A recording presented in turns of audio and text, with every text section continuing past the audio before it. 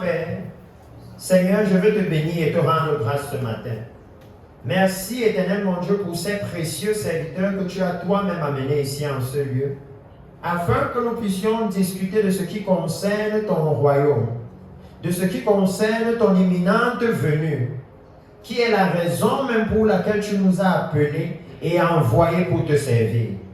Père, ici ce matin, je te demande que ton puissant, précieux et glorieux Saint-Esprit puisse saisir nos cœurs et nous administrer ton conseil. Aide-nous, éternel mon Dieu, à percevoir la gravité de l'heure à laquelle nous te servons, à percevoir l'urgence maintenant et la nécessité de te servir. J'implore ta grâce et ta miséricorde, Père, afin que tu puisses mettre ton fardeau dans le cœur de tes serviteurs ici, pour que quand le Messie viendra, à chacun d'entre nous, tu puisses dire, bon et fidèle serviteur, entre dans la joie de ton Maître. C'est dans le nom puissant de Jésus que je te recommande tout ce que nous allons échanger ici. Amen. Alléluia. S'il vous plaît, les hommes de Dieu qui sont derrière, avancez. Laissez les sœurs derrière. Elles vont même nous aider, que le Bishop Palais s'organise avec elles. Comment aider pour la suite. Et la première chose, mes frères, que je souhaite qu'on se demande, ou qu'on réalise, un homme de Dieu, le même homme de Dieu, est en train d'annoncer tous ces événements avec les détails. Si vous dites ça va arriver bientôt, vous voyez que ça ne met pas le temps pour arriver. Si vous dites le bâtiment s'il sera brisé comme ça, vous voyez. Si vous avez le temps d'écouter ces prophéties, vous allez l'entendre dire comme pour le monde qui porte, que voici ce que vous allez voir à la télé. Parfois il dit, voici ce que les médias vont vous dire. Alléluia. Et même si ça se produit 10 ans après, ce qu'il a dit, c'est ce que les médias disent. Amen. Maintenant, pourquoi, si nous arrivons seulement à ces événements que nous sommes en train de voir, et que nous allons dans la Bible, nous allons voir par exemple que dans le livre de Jérémie 10, verset 10, la Bible dit, quand l'Éternel est en colère, la terre tremble. Et si vous regardez les tremblements de terre qu'il a annoncé comme celui que le bishop voulait vous montrer de Haïti, il va leur dire qu'à cause du péché sexuel dans l'église, sur les plages, Dieu doit restaurer l'image de Jésus. Regardez comment Dieu veut restaurer l'image de Jésus. C'est en amenant sa colère. Qu'est-ce que nous pouvons voir de ces choses? Nous savons que dans le livre de Job, la Bible va nous dire qui a fixé une limite aux eaux. Alléluia. Depuis le livre de Genèse, c'est le Seigneur qui l'a fait. Mais vous allez voir ici que maintenant, lorsque ce prophète va arriver et qu'il va dire les eaux vont sortir, l'océan va sortir et arriver sur la terre, ça s'est produit. Alléluia.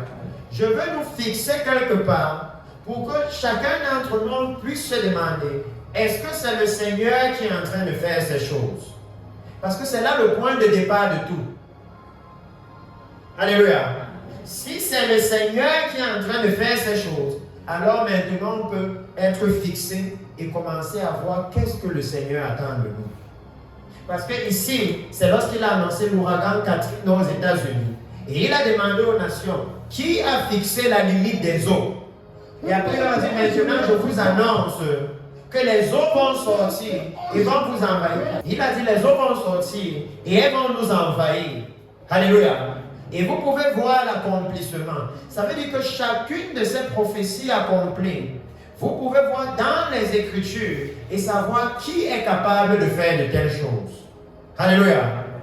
Et vous allez certainement découvrir que c'est l'Éternel, alléluia, qui est le seul qui est capable d'accomplir toutes ces choses que cet homme de Dieu est en train de dire. Vous allez aussi vous rendre compte dans la Bible que l'Éternel accomplit généralement ces choses négatives quand son peuple s'est détourné de lui. Alléluia. Je veux que nous partions de là, parce que je vais vouloir que nous entrions sur pourquoi est-ce que le Seigneur est en train de faire ces choses et pourquoi est-ce que nous nous sommes retrouvés ici pour en discuter. Alléluia.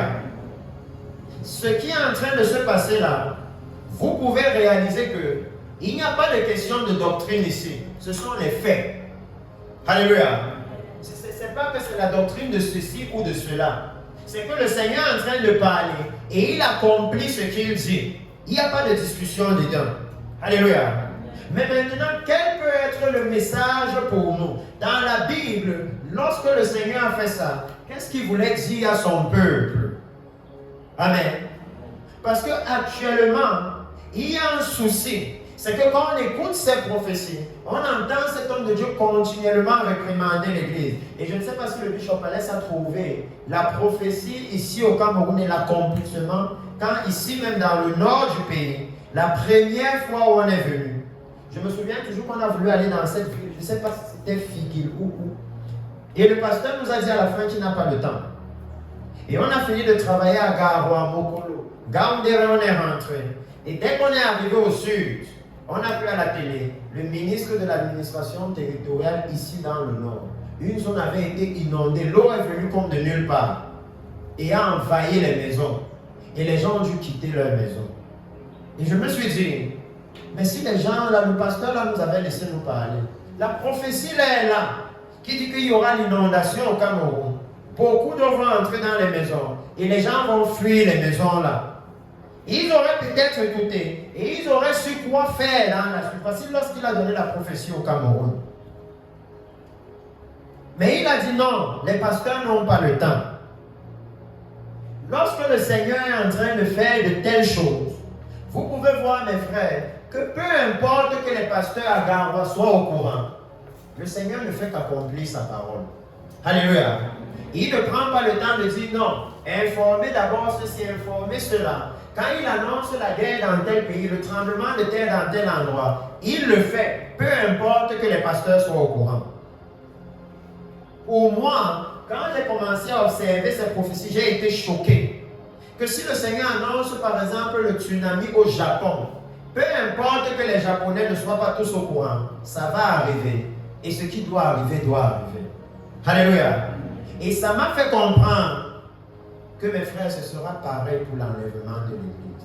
Peu importe que vous ayez préparé l'Église à Garoua ou pas, Dieu va le faire. Alléluia. C'est à nous de chercher à nous adapter. Et quand nous lisons premièrement le livre de Amos, parce qu'il y a une première chose que je veux nous amener ici, le livre de Amos chapitre 4, à partir du verset 4, vous voyez la Bible nous dit, allez à Bethel et péchez. Allez à Gilgal et péchez davantage. Offrez vos sacrifices chaque matin et vos dîmes tous les 3 jours. Et quand vous allez lire la suite, le Seigneur dit, faites vos sacrifices d'action de grâce avec du levain.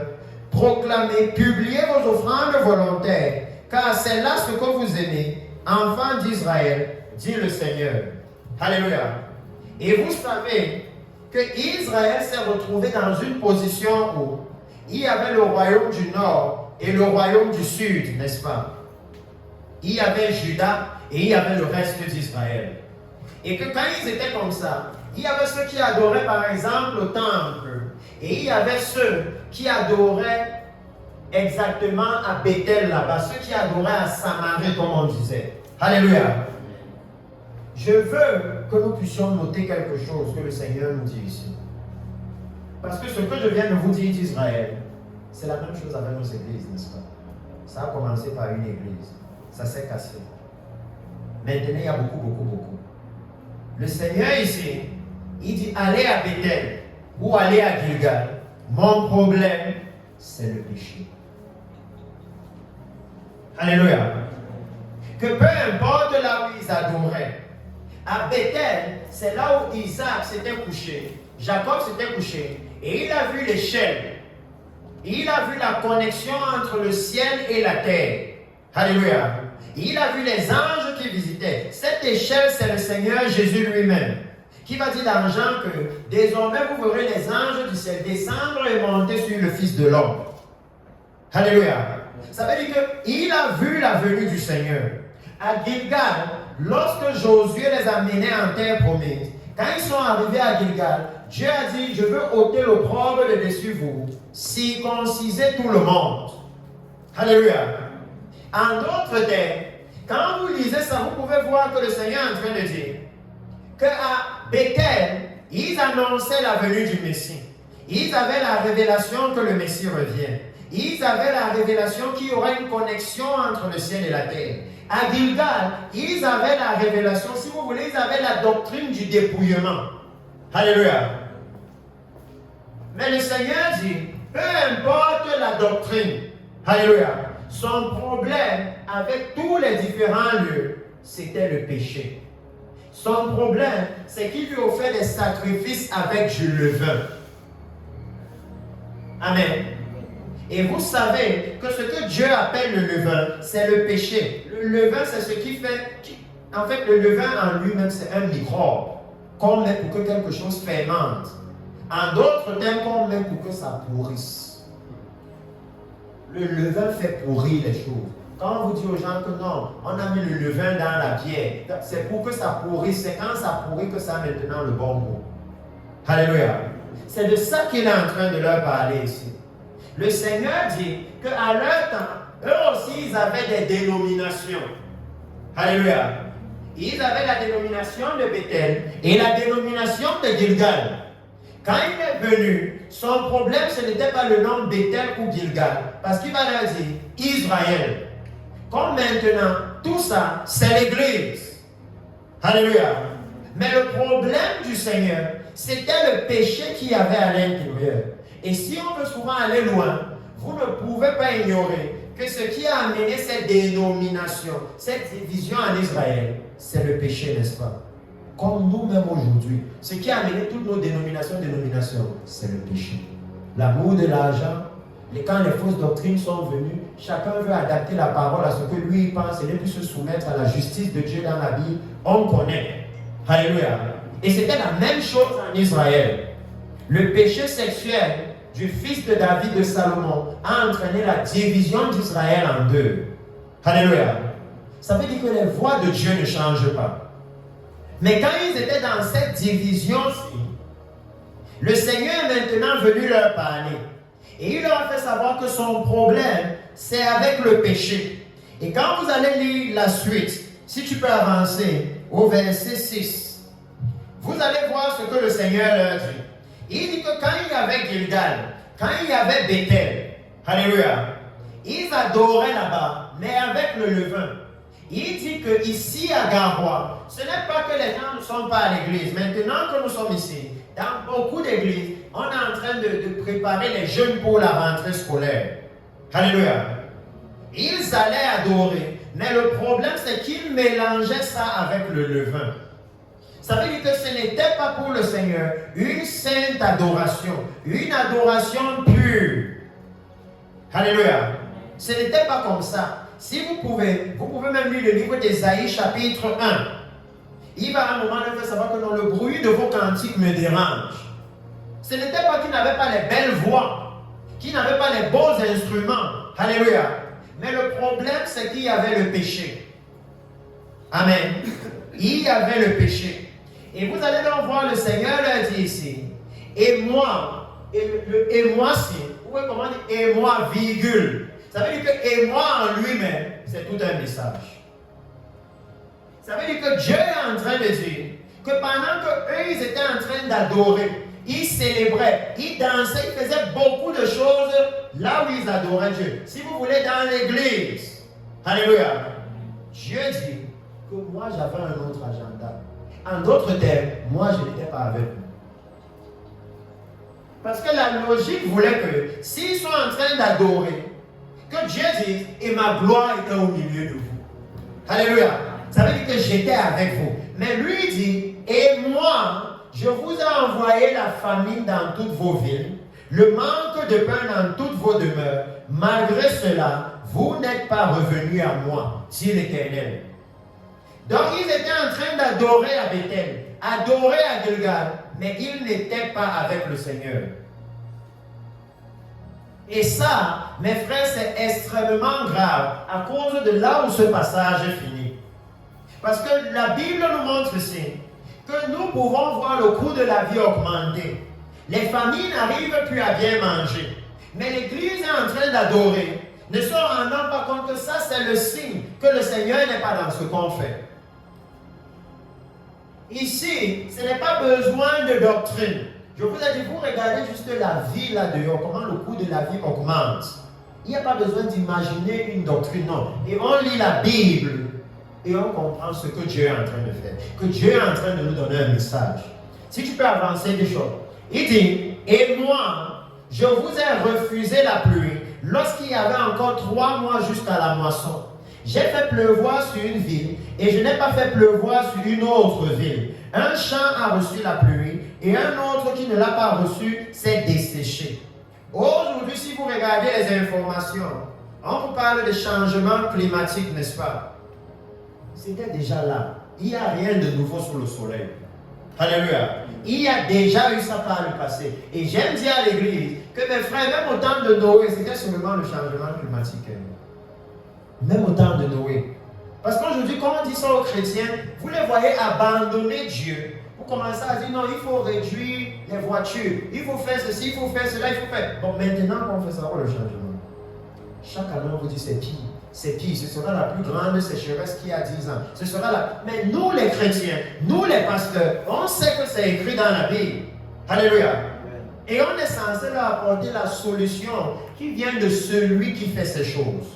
Il dit ici, je vous ai refusé la pluie lorsqu'il y avait encore 3 mois. Avance, s'il te plaît. Il dit, 2, 3 villes sont allées vers une autre pour boire de l'eau, et un homme pour apaiser leur soif. Malgré cela, vous n'êtes pas revenus à moi.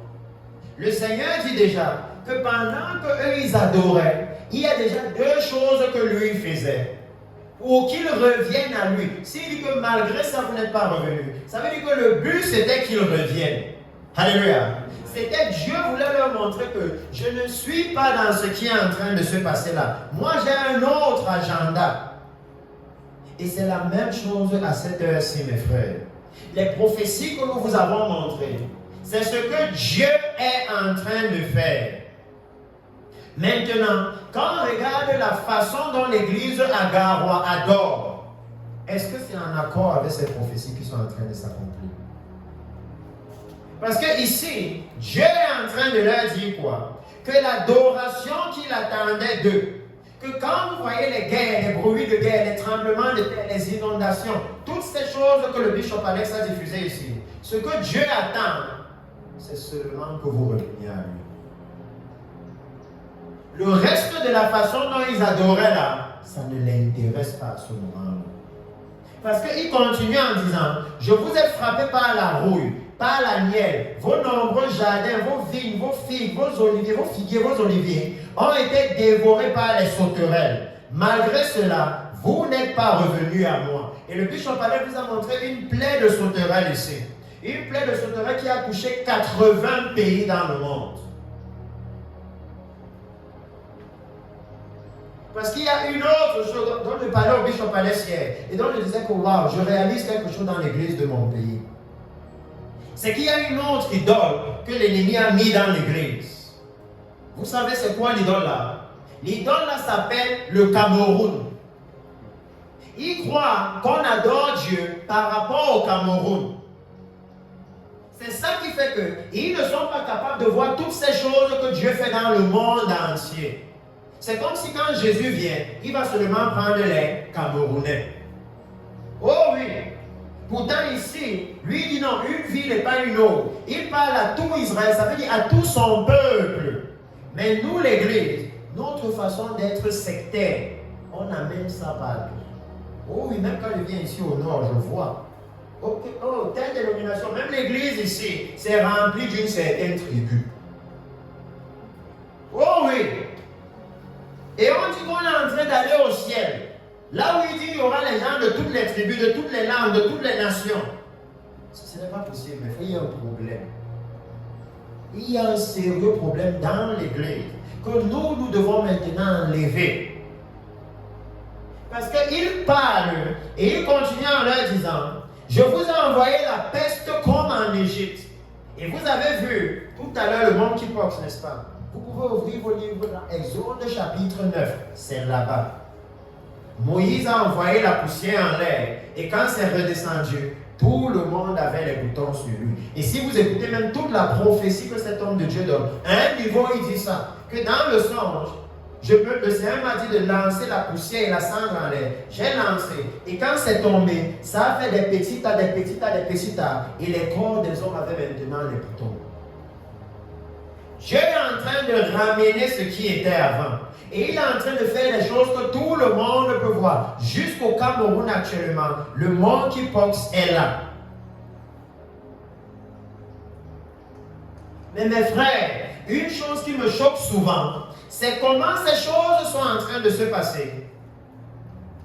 Mais à l'église, le dimanche à Garoua, les chrétiens ne sont pas au courant. Comment pensez-vous qu'ils vont se préparer s'ils ne connaissent pas les signes de la fin des temps, les choses qui peuvent leur montrer dans quel moment ils sont? Même nous, pour venir ici aujourd'hui, on avait une heure, n'est-ce pas? Et on a commencé à regarder l'heure là. Et c'est par rapport à ce que nos montres nous disaient qu'on s'est préparé, n'est-ce pas? C'est la même chose. Voici les événements qui sont censés réveiller l'Église pour qu'elle se prépare pour la venue de Jésus. Et l'Église à Garoua n'est pas au courant. Il dit ici, j'ai envoyé parmi vous la peste comme en Égypte. Et vous avez vu tout à l'heure, comme en Égypte. Comme en Égypte. Il dit, mais d'abord l'écriture. Il dit, la Bible dit ceci, j'ai tué vos jeunes gens par l'épée. Vous voyez les guerres, les bruits de guerre qu'il y a maintenant. Les effusions de sang, et laissez prendre vos chevaux. J'ai fait monter à vos narines l'infection de votre camp. Malgré cela, vous n'êtes pas revenus à moi. Ça veut dire que tout ce que le Seigneur, lui, il était en train de faire, c'était avec un seul but, c'est qu'il revienne à lui. Qu'il revienne à lui. Mes frères, si on commence à comprendre le but là, on peut certainement comprendre qu'est-ce qu'il attend de nous les pasteurs maintenant. Parce que comment le peuple va retourner à lui? Comment le troupeau peut retourner à son propriétaire si le berger est en train d'aller ailleurs? N'est-ce pas, le troupeau suit toujours le berger? Pour moi, c'est même ici que j'apprends ça. Parce que quand je suis venu ici la première fois, j'ai vu un petit enfant qui avait peut-être 5 ans, 8 ans, avec des gros bœufs derrière lui. Et je me suis demandé que, mais vous êtes sûr que l'enfant m'a dit non, il n'y a pas de problème. Et j'ai vu effectivement que quand il tourne à gauche, tout le troupeau tourne à gauche. Quand il tourne à droite, tout le troupeau tourne à droite. J'ai compris que waouh, c'est ici qu'ils doivent bien comprendre la parole de Dieu. S'il y a un endroit dans tout le pays où ils peuvent comprendre que le ministère ne dépend pas de l'âge, c'est au nord. Parce que si un enfant de 8 ans peut conduire les bœufs qui sont plus gros que lui, un seul peut l'écraser comme ça. Non, alors c'est eux qui doivent comprendre que non, la fête, ce n'est pas une affaire d'âge. Ils sont bien placés. Alléluia. Pour comprendre que c'est une question de l'appel de Dieu, point. Le péché là, il connaît faire sa chose, c'est tout. Alléluia. C'est la même chose maintenant que nous pouvons voir que quel est notre rôle. Parce que le Seigneur va leur dire, je vous ai bouleversé comme Sodome et Gomorrhe. Et vous avez vu ici une ville entière que le Seigneur a complètement détruite par le feu. Et ce n'est pas la seule. Il y a une autre prophétie comme ça, je pense, en Grèce. Là où pour fuir les belles maisons, les belles voitures, tout prenait feu. Ils sont allés plonger dans l'eau. Qu'il n'y avait pas le choix.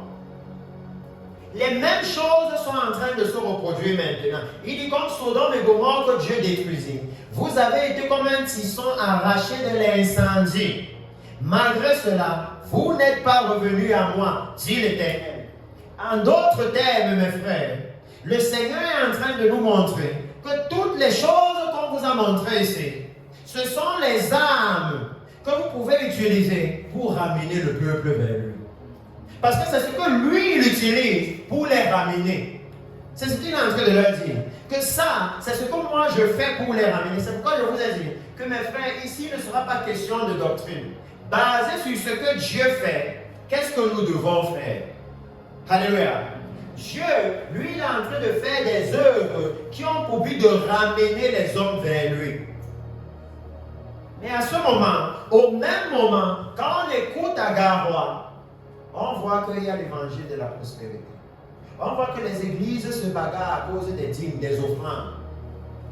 Ils sont en train de faire une autre adoration. Là où le Seigneur, lui, il est focalisé sur les ramener vers lui. Les ramener vers lui. Pourquoi est-ce qu'il est focalisé sur ça? Il est focalisé dessus parce que, mets les Écritures s'il te plaît, parce qu'il dit ceci, c'est pourquoi je te traiterai de la même manière, Israël. Et puisque je te traiterai de la même manière, prépare-toi à rencontrer ton Dieu, Israël. Parce que bientôt, le Seigneur doit venir prendre l'Église. L'Église doit rencontrer le Seigneur. Et rien que ce passage nous dit que quand l'Église doit rencontrer le Seigneur, il demande que cette Église retourne à lui. Alléluia. Il demande, les œuvres que nous sommes en train de voir, établissent ça, que l'Église doit maintenant se préparer. Vous avez vu ici la prophétie de la guerre en Israël. Alléluia. Israël, qui est littéralement maintenant en train de passer aux informations à chaque fois. Mais vous, les serviteurs de Dieu, vous savez très bien que la Bible dit dans le livre de Daniel que l'Antéchrist doit venir, n'est-ce pas? Que l'Antéchrist doit signer un traité de paix entre Israël et les nations arabes. C'est dans Daniel chapitre 9. Ça veut dire que pour que l'Antéchrist vienne, il faut deux choses. Il faut numéro 1, que la nation d'Israël existe. C'est déjà le cas, n'est-ce pas? Et il faut numéro 2, qu'il soit en guerre. Ça veut dire qu'ils aient besoin de la paix. On ne signe pas un accord de paix quand on est déjà en paix. Et si vous regardez les informations maintenant, Israël est en guerre, n'est-ce pas? Même cette semaine-ci, ils ont encore essayé de signer un traité par rapport à la guerre en cours qui a échoué. Même cette semaine-ci. Et la Bible nous dit clairement, dans le livre de 2 Thessaloniciens, parce que nous pouvons voir les événements, et c'est pour ça que j'ai voulu vous parler un peu, mes frères, parce que le temps est grave. Le temps est grave, et en réalité, c'est vous qui avez l'autorité. C'est vous qui avez la capacité. Et j'ai souvent remarqué que certains serviteurs de Dieu, parce qu'ils n'ont peut-être pas de grande église, parce qu'ils n'ont pas créé une grande dénomination, ce n'est pas que les autres disent qu'ils sont petits, mais c'est qu'eux-mêmes ils se rabaissent. Ils estiment que bon, moi je suis un petit pasteur. Il n'y a pas de petit pasteur. Il y a les pasteurs qui vont être récompensés par Jésus et ceux qui ne le seront pas. C'est ça qu'il y a dans la Bible. Alléluia. Il y a ceux à qui Jésus va dire bon et fidèle serviteur, et ceux à qui il va dire méchant serviteur, qui passaient ton temps à boire avec, voici ta part avec les hypocrites. Voilà les deux types de pasteurs que la Bible nous dit. Il n'y a pas le petit pasteur là-bas. Parce que j'ai beaucoup remarqué ça depuis ma dernière fois ici. Regardez ce que la Bible nous dit concernant la venue de l'Antéchrist dans le livre de 2 Thessaloniciens, chapitre 2. La Bible dit ceci, à partir du verset 1. En ce qui concerne l'avènement de notre Seigneur Jésus-Christ et notre réunion avec lui, vous écoutez bien, notre réunion, ça veut dire qu'on aurait une réunion avec lui. On va se voir. Et tout à l'heure, il dit, prépare-toi à rencontrer ton Dieu. Alléluia. Et maintenant, quand il veut parler de la réunion, il dit notre réunion avec lui, nous vous prions frères. Il dit que ici, ça concerne uniquement les frères. Nous vous prions, frères, de ne pas vous laisser facilement ébranler dans votre bon sens et de ne pas vous laisser troubler soit par quelques inspirations, soit par quelques paroles ou par quelques lettres qu'on dirait venir de nous, comme si le jour du Seigneur était déjà là. Que personne ne vous séduise d'aucune manière, car il faut que l'apostasie soit arrivée auparavant. Ça veut dire l'abandon de la foi. Et quand on regarde aujourd'hui l'état de l'Église, c'est de ça que Dieu leur parlait dans le livre de Amos. L'abandon de la foi, c'est pour ceux qui ont eu la foi. Que vous êtes dans l'Église, vous adorez, vous êtes dans mon temple, vous adorez, mais vous adorez dans le péché. Ça veut dire que si nous-mêmes, mes frères, on peut regarder l'Église aujourd'hui, on se rend compte que oui, la façon dont les chrétiens font les choses, dont l'Église fait les choses, ce n'est pas bon. On peut comprendre que ça, c'est déjà arrivé. Et il dit qu'il faut que ça arrive. Donc vous pouvez cocher les éléments. Et je vous ai dit tout à l'heure que c'est l'apostasie qui a créé la division en Israël. Toutes les divisions des églises que vous voyez là, c'est la conséquence de l'apostasie dans l'église. Parce que vous ne pouvez pas être un même peuple et à chaque fois vouloir devenir sectaire. Que non, nous on est dans notre coin, nous on est dans notre coin. On ne peut pas amener les choses dans l'église comme le tribalisme. Oh, je dis ça parce que j'ai causé avec les gens ici. Qui pouvaient me dire, ah ok, telle église, ce sont les gens de telle tribu qui sont là-bas. Et j'ai dit, mais c'est quoi cette histoire? Donc l'église au nord, c'est par rapport aux tribus. Mais dans le ciel, ce n'est pas par rapport aux tribus. Vous allez entrer là-bas comment? Si c'est par rapport aux tribus. J'ai causé avec quelqu'un qui m'a dit, non, la première église qui est venue, c'est là qu'on parle. Et je dis, donc vous ne cherchez pas la justice. Ce qui est seulement venu, vous partez. Est-ce que c'est ce que la Bible dit? Il dit ici que... Repars, s'il te plaît. Il faut que l'apostasie soit arrivée auparavant. Ça veut dire l'abandon de la foi. Et vous pouvez prendre la Bible, même dans le livre d'Ésaïe chapitre 1. Vous voyez quand Israël a abandonné la foi.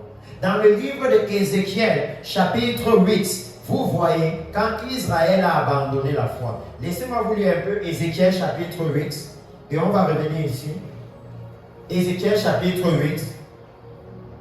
La Bible dit, ok, la 6e année, le 5e jour du 6e mois, comme j'étais assis dans ma maison et que les anciens de Juda étaient assis devant moi, la main de l'Éternel, le Seigneur, tomba sur moi. Je regardais, voici, c'était une figure ayant l'aspect d'un homme. Depuis ses reins en bas, c'était du feu. Et depuis ses reins en haut, c'était quelque chose éclatant comme de l'airain. Va au verset 5. Il me dit, fils de l'homme, lève les yeux du côté du septentrion. Je levai les yeux. Qu'est-ce que l'Éternel a fait? Il a pris Ézéchiel et il l'a amené devant le temple. Alléluia. Et quand Ézéchiel maintenant était devant le temple, il lui a dit, regarde maintenant du côté du septentrion. Tu peux me mettre verset 4 d'abord, pour qu'on voie bien le contexte. Et voici la gloire du Dieu d'Israël était là, telle que je l'avais vue en vision dans la vallée. Donc c'était la gloire de Dieu lui-même. Il me dit, fils de l'homme, lève les yeux du côté du septentrion. Je levai les yeux du côté du septentrion. Et voici, cette idole de la jalousie était au septentrion de la porte de l'autel, à l'entrée. Donc, il regardait le temple de l'Éternel. Et il se rendait compte que, mais il y a déjà les idoles dans le temple. Avance, s'il te plaît. Il me dit, fils de l'homme, vois-tu ce qu'ils font? Les grandes abominations que commet ici la maison d'Israël, pour que je m'éloigne de mon sanctuaire. Mais tu verras encore d'autres grandes abominations. Mais frère, est-ce que vous comprenez ce que le Seigneur dit ici? Le Seigneur dit que quand nous commettons le péché dans l'église, ce que lui comprend, c'est qu'on est en train de le chasser. Il dit, est-ce que tu vois les abominations qu'ils font pour que je m'éloigne? Pour que je m'éloigne. Donc ils font ça pour que je parte. Ils ne veulent pas que je reste avec eux. C'est pour ça que vous pouvez maintenant comprendre pourquoi dans Amos il dit, allez là-bas et péchez, mais moi je suis en train de faire autre chose. Que vous m'avez déjà mis dehors. Et ça fait que comme vous m'avez mis dehors, l'agenda que moi je poursuis, vous n'êtes pas au courant. Parce que vous m'avez déjà chassé. Donc ce que je suis en train de faire sur la face de la terre, vous n'êtes plus au courant. Parce que vous ne marchez plus avec moi. C'est ce qu'il est en train de dire. Et il dit, alors il me conduisit à l'entrée du parvis. Nous sommes dans le temple. Et si vous réalisez quelque chose, vous allez voir que dans le temple, il y avait déjà les dénominations. Ceux qui étaient à l'entrée au côté nord, ils avaient leur idole qu'ils adoraient. Ceux qui étaient au niveau du parvis disent, à l'entrée du parvis, je regardais et voici, il y avait un trou dans le mur. Et il me dit, fils de l'homme, perce la muraille. Je perçais la muraille et voici, il y avait une porte. Il me dit, entre et vois les méchantes abominations qu'ils commettent ici. Il parle même qu'il est venu dans le temple. Il n'y a rien ici, c'est un mur. Mais Dieu lui dit, non, ne te dérange pas, ce n'est pas le mur. Il y a un petit trou ici, regarde, et quand il regarde, tu vois que, hé, derrière, il y a toute une église, il y a le culte qu'on fait là-bas. Dieu dit, casse maintenant le mur là. Quand il casse, il voit la porte. Et quand il entre, voilà ce qu'il trouve. Il trouve une autre adoration à une autre idole. Parce que même nous les chrétiens aujourd'hui, on s'est caché derrière les murs de l'église, n'est-ce pas?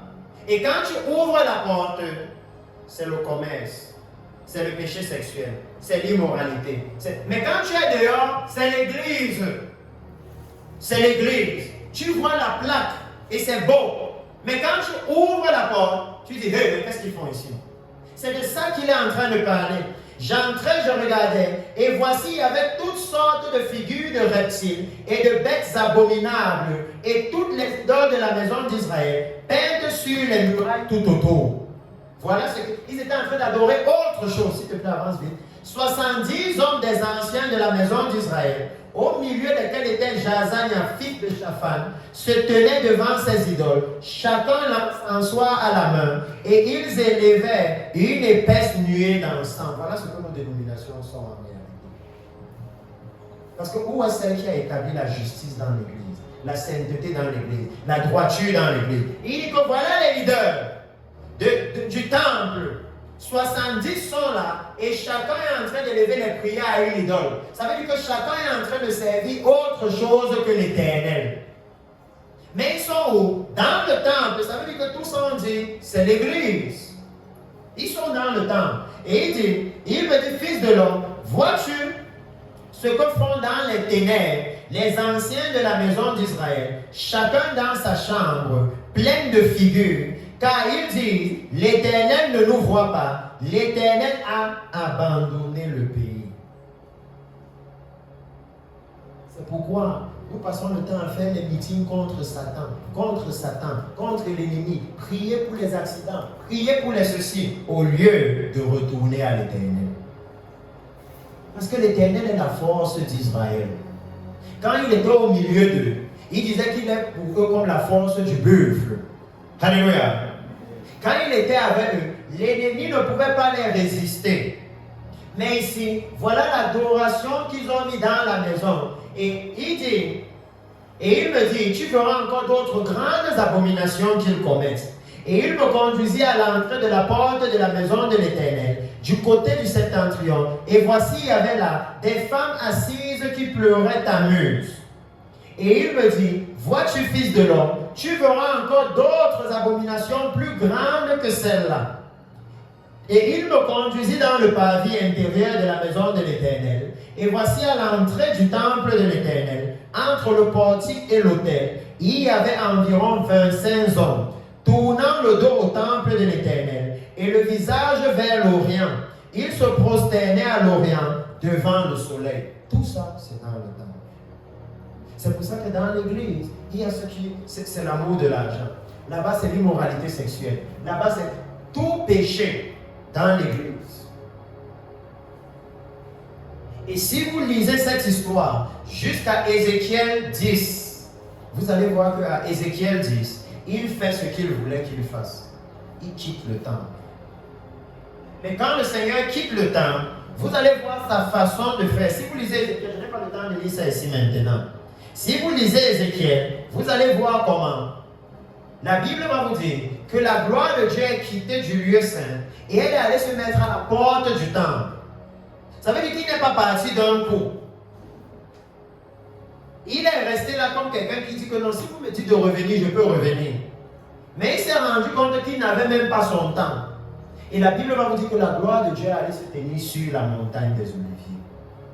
Donc elle a quitté le temple. Et vous savez la chose qui est choquante, c'est que même quand la gloire de Dieu a quitté le temple, ils étaient toujours en train d'aller. Donc ils ne savaient pas que Dieu n'est plus là. Dans la Bible, c'est ce que l'apostasie amène. Vous vous souvenez de Samson? Même quand on a coupé ses cheveux, quand on a réveillé que l'ennemi est là, il a cru que Dieu était toujours là, non? Il a voulu aller jusqu'à ce qu'il se rende compte que waouh, je n'ai plus de force. C'est la même chose qui se passe avec l'Église. Le Seigneur, ici, est en train de donner un message clair. Retournons dans Thessaloniciens. Parce que je voulais juste montrer l'impact de l'apostasie dans l'Église en quelques minutes, parce qu'on ne sera pas long. Parce que je veux juste mettre l'accent sur quelque chose. 1 Thessaloniciens chapitre 2. Voilà, il dit que l'apostasie soit arrivée auparavant et qu'on ait vu paraître l'homme du péché, le fils de la perdition. Il dit que voilà la deuxième condition. Alléluia. La deuxième condition, pourquoi? Pour le jour du Seigneur. Amen. Mes frères, vous savez c'est quoi le jour du Seigneur? Mets un peu Sophonie chapitre 1 verset 14.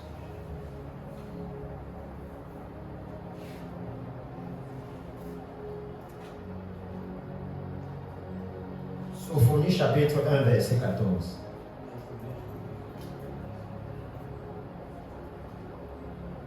Le grand jour de l'Éternel est proche.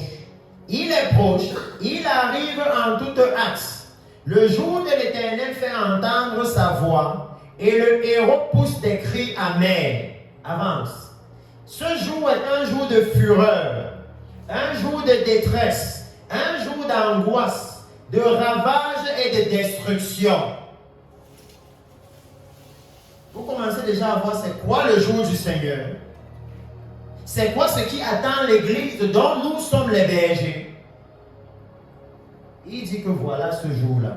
Un jour de ténèbres et d'obscurité, un jour de nuée et de brouillard. Un jour où retentiront la trompette et les cris de guerre contre les villes fortes et les tours élevées. Je mettrai les hommes dans la détresse. Ils marcheront comme des aveugles parce qu'ils ont péché contre l'Éternel. Voilà ce que la Bible appelle le jour du Seigneur. Alléluia.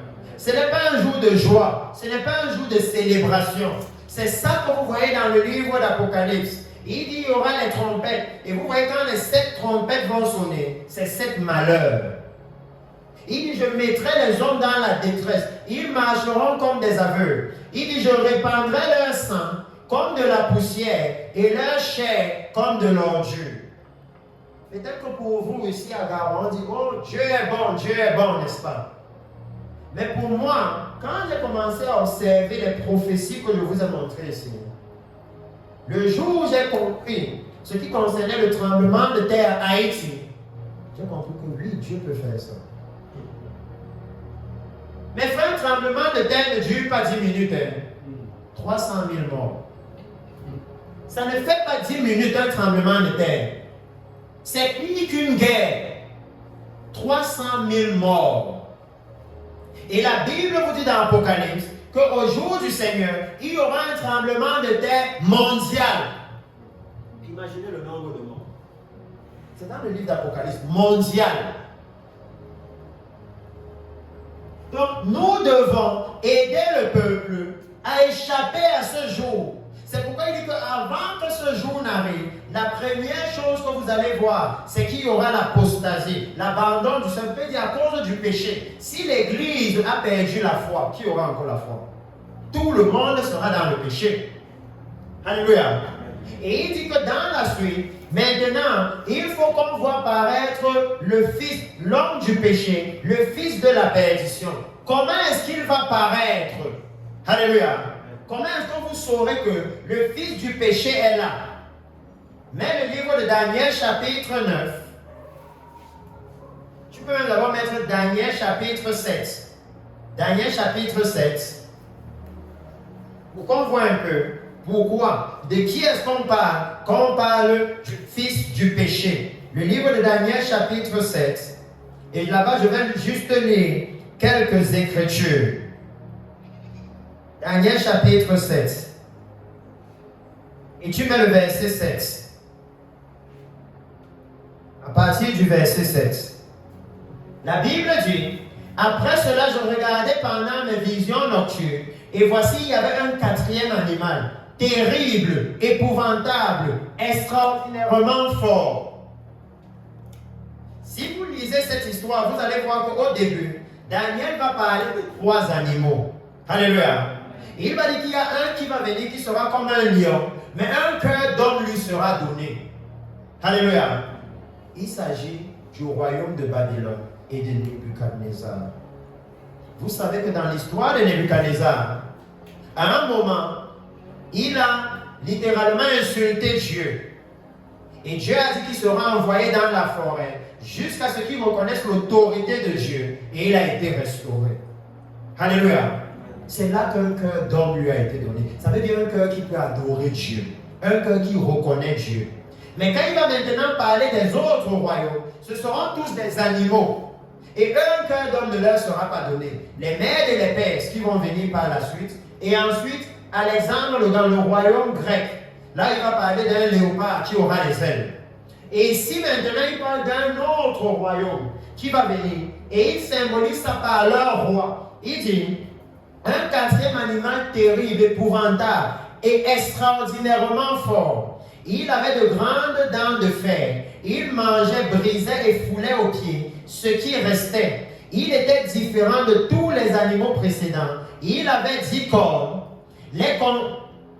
Je considérais les cornes, et voici une autre petite corne sortie du milieu d'elle. Et 3 des premières cornes furent arrachées devant cette corne. Et voici, elle avait les yeux comme les yeux d'homme, et une bouche qui parlait avec arrogance. Voici maintenant l'Antéchrist.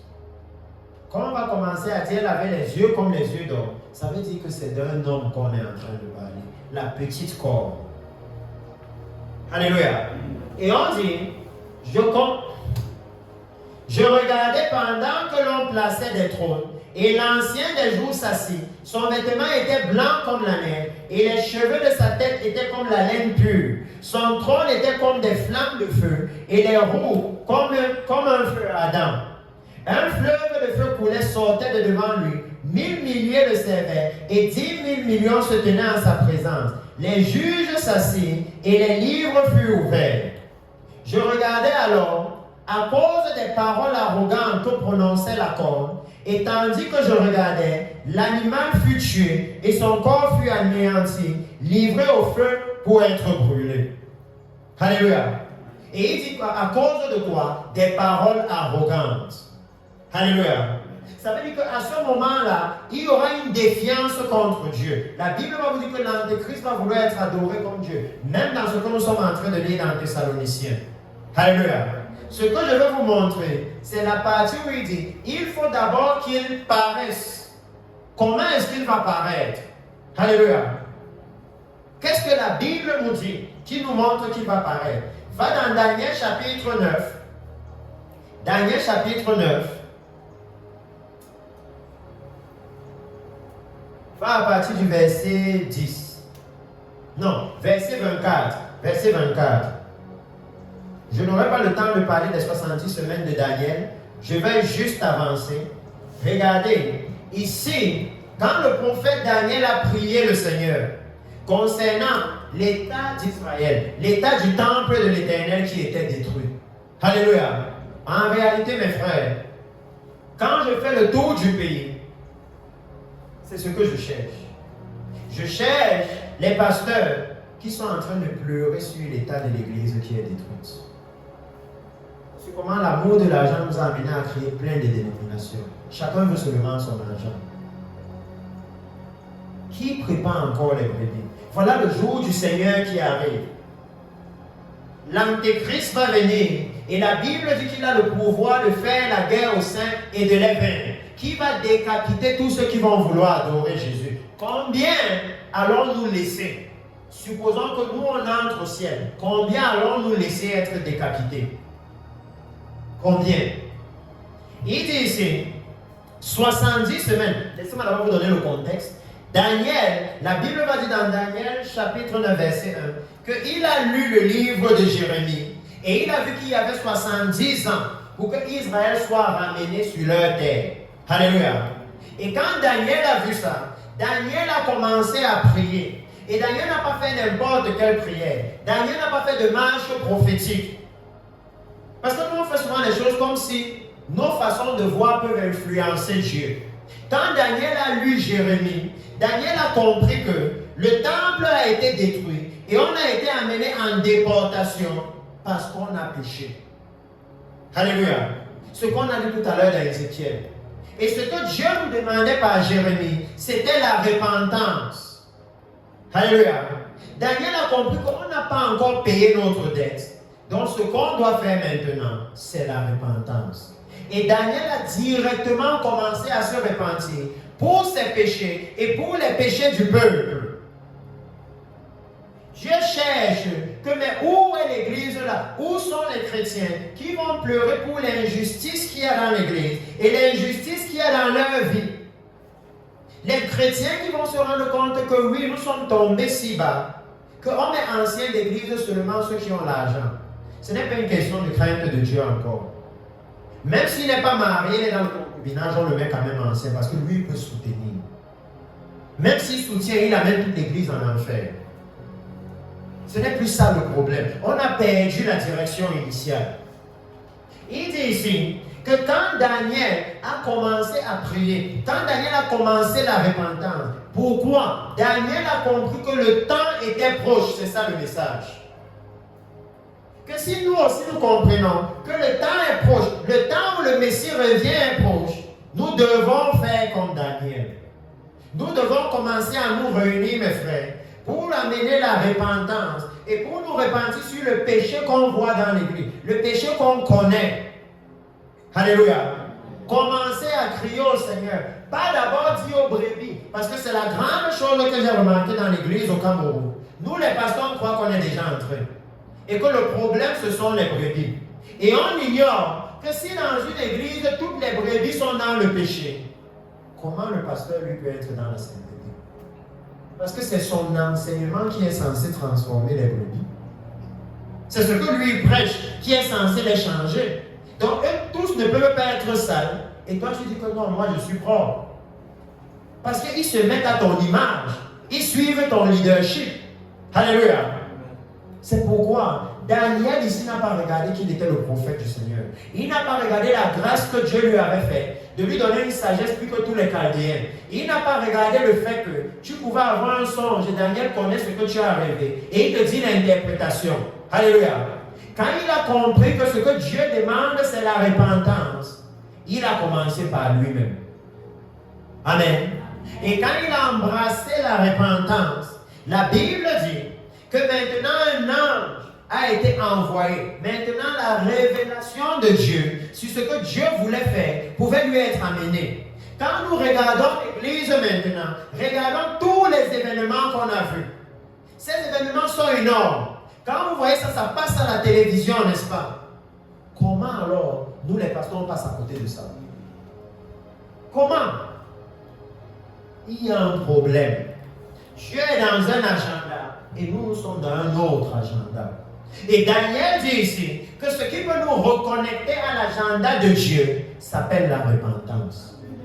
C'est pour ça qu'il dit revenez à moi. C'est qu'on revienne sur le chemin du Seigneur. Alléluia. Parce qu'il dit que dans l'église actuellement est sur un autre chemin. Un autre.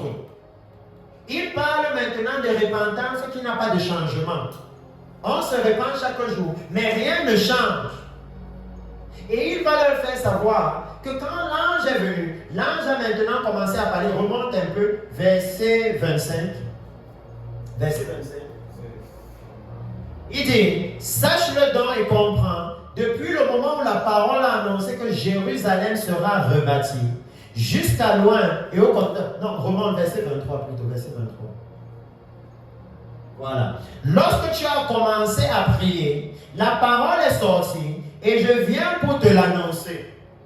Mes frères, je suis venu vous faire savoir, peu importe le nombre que vous êtes, peu importe la taille de vos églises. Alléluia.